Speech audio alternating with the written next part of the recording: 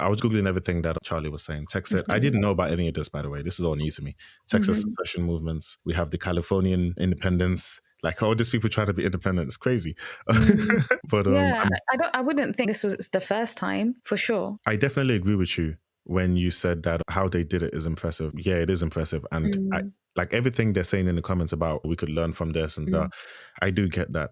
But a part of me also thinks maybe this is the beginning of something not so great. I know that. But when I'm thinking about how they achieve that and everything, it's a little bit, if we just think about how people are in general and the fact that there's only a few of them and that unifies them even more because they feel like there are a few Africans in South Africa and they already have the wealth and the privilege. I'm not taking away from the hard work that they did, but everything, it comes with privilege. If you weren't in a good place to begin with, you would not be able to think about putting something like this together, right? And what people forget is that the foundations in these African nations that are so flawed, with corruption or with whatever, that those foundations were created on purpose by the same Europeans who these people are descended from, right? The cracks in our foundations were put there on purpose and were put there for a reason because it helps stop us from doing what it is that maybe some people like the Iranians did. Those cracks include forcing together ethnic groups that weren't really together and putting in unbalanced the power. Those cracks include creating an extract economy and leaving it there, and having all these institutions that are made for an extraction economy and just leaving it there. And obviously, we have to take some culpability, of course. I'm not absolving us because I'll be the first to say a lot of the African leaders are messed up. They're really not it. It's like African nations, the way I see it, they're like ants in a world of giants. That's why I said Ibrahim Traore could not do what he was doing without the backing of Russia. If he just tried to do that by himself in his own nation, France would have taken him out a long time ago. If it wasn't France, it would have been the Europeans. Someone would have taken him out a long time ago. Luckily for us now, it's not just the West. We don't have to rely just on the West anymore. There's the Chinese, there's the Russians. We would have to play them off each other, which is what some countries are doing, right? Playing the Chinese off the Western world, off Russia, and just trying to get the best deal and trying to rise up. But we can't. People need to understand the reality of the situation. And I understand that we do have corrupt leaders for sure, because humans are humans and there will always be bad and good people. But you need to understand the foundations that were put in place. Charlie said YouTube comments will give you cancer, so be careful reading them. Thank you, Charlie. Yeah, I just think it's interesting dialogue, to be honest, reading people's opinions and perspectives. You'd like learning about the Haitian Revolution and the divide between whites, blacks, and the mixed race population. Interesting. Mixed race population. Yeah. I feel like we need to get more Caribbeans on the podcast, Sumera. Yeah. Because I would love to learn about the Haitian Revolution. We should get Charlie on the podcast. Charlie seems to know a lot. Yeah. You never know. Charlie, what do you think? You want to come on the podcast? Yeah. You can remain anonymous, right? If you wanted to. Could he? Yeah. Could arrange something. So who am I speaking to then? A bit like you and I. That only works because the guest is there. People can see that I'm speaking to a guest and you just come in every now and then. Did you hear that, Charlie? I just come in now and then. No, you don't just come in. No, it's okay. Very useful and a very good friend of mine. I do appreciate you. I'm sorry. I'm trying to speak properly. It's so good. I guess this is just us evolving, because at some point we'll get to a live where we can live stream on all platforms and we'll have engagement from the audience. Yeah, this is all trial and error for us right now. And that's not a bad thing, you know? For sure. Give ourselves grace, yeah? Yeah. No, this is only the second time we've been on live. And to be fair, I'm going to take full responsibility for this because I was not that organized beforehand. I thought it was going to be a breeze. And then I forgot that I have to set up TikTok and Instagram, and I forgot how to do Instagram. I don't know what's going on with my brain. It is what it is. I'm not a good talker like you. Yeah, you're such a good talker, Samira. Do you know something else I wanted to mention, by the way? When Samira demoted to guest appearance. Do you know what? I'm not in all of the podcasts, am I? Yeah, because life gets in the way. Yeah, we both do this in our free spare time, in quotation marks, free space time. But yeah, we have other things that we do. Sometimes our schedules don't match, but Hamid goes ahead and yeah, it's great. We have some really good upcoming podcasts. I'm looking forward to listening to them myself.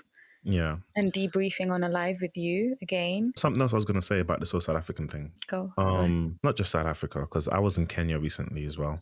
And I think there might be a thing because of the history of Black and African people, right? Of us being basically dominated. If we think Mm. about it, that's literally what it was. Dominated through slavery, colonization, all this stuff. I feel like I'm hypersensitive to when I see in Africa white people kind of looking like they run shit again. It triggers, maybe I get super defensive about it. Maybe I get like, what are you doing here? I don't like this. However, this came to be, I don't like it because this is reminiscent of what has happened before. Yeah, like So, history repeating itself, and yeah. yeah. So it could have been in the most innocent way possible. Like, take Kenya, for example. Kenya has an area called Karen. Really? Yes, it's Oh, called wow. Karen. This Hmm. is so silly. And it's the white settler area.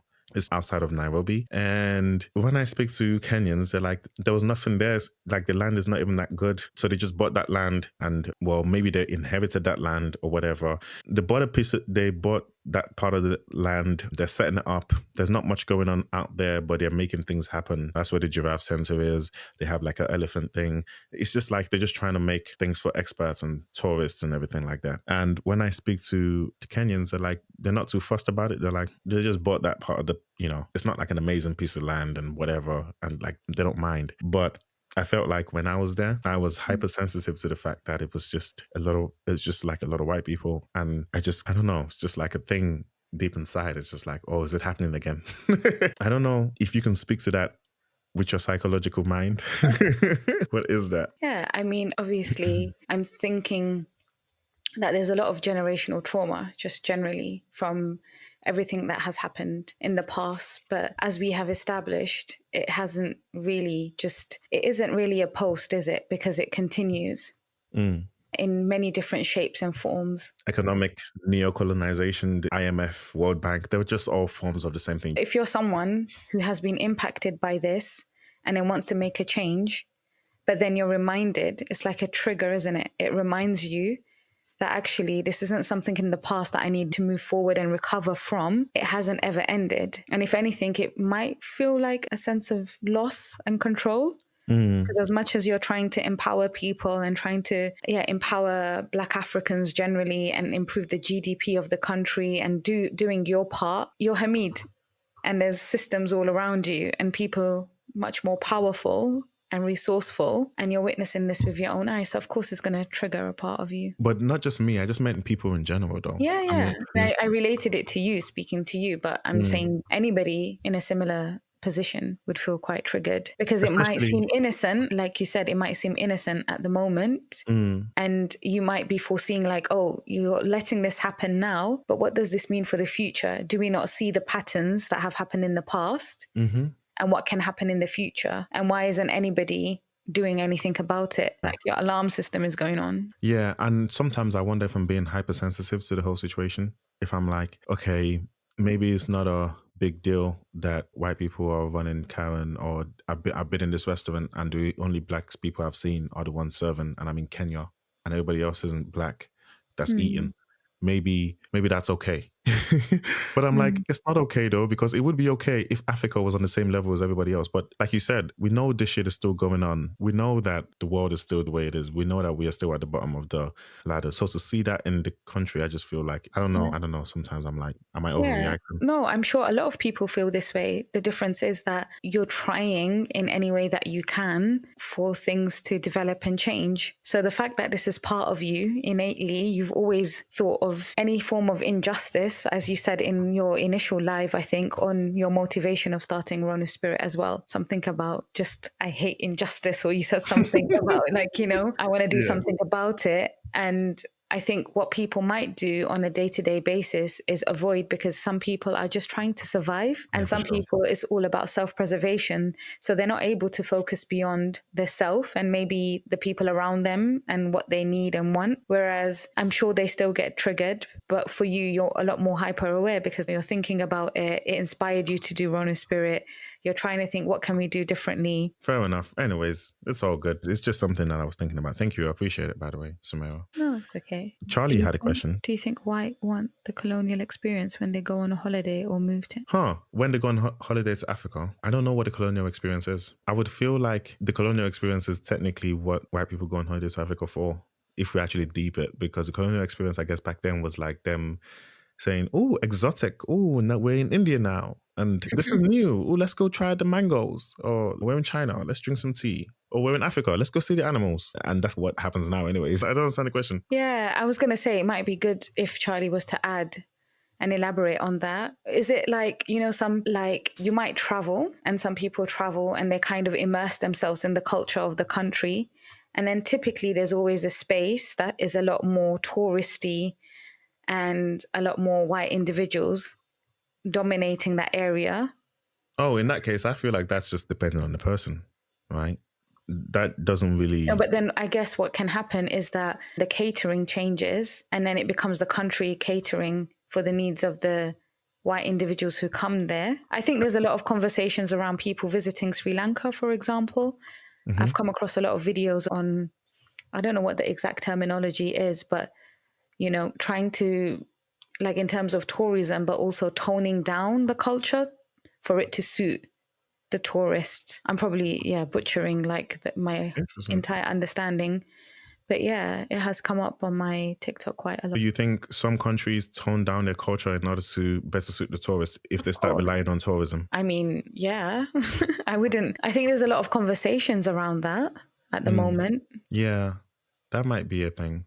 If it comes to going to a country and exploring the culture, I feel like that depends on the individual person, because each person, some people just, I know plenty of black people that want to go on holiday and just stay in the resort. That's not me. If I go to a country, I want to live amongst the people and explore and see what's happening and so on, mingle. But yeah, I feel like that's an independent choice. There's also conversations around going to like third world countries and then like the exploitation that might happen because you know what the country's been through and the impact, and then you're trying to exploit further when you come from privilege. Yeah. Charlie's saying he has to go. We were supposed to finish at 9:30, so perfect timing, Charlie. Thank you so much for being part of our live. Yeah, this was good. Charlie made the live, I think. Yes, this was better than last time because it was just the two of us last time, wasn't it? I think we had a few comments here and there, but maybe not as consistently. This is nice. This live we had 3 people. Next live we might have 4. Oh, really? Yeah, I wasn't keeping a track on the amount of people. So I was being silly. I don't know how many people were listening. But whoever's listening in the background, we really appreciate you. And we hope that you're able to interact at some point. We do. Bye, Charlie. Thank you. Bye. And yeah, I think that was a good live, wasn't it? Yeah, I think this might be a good place to end the live. I agree. This is our second time. Third time is going to be even better. It's going to be on TikTok. I'll do better preparation, I promise. I will.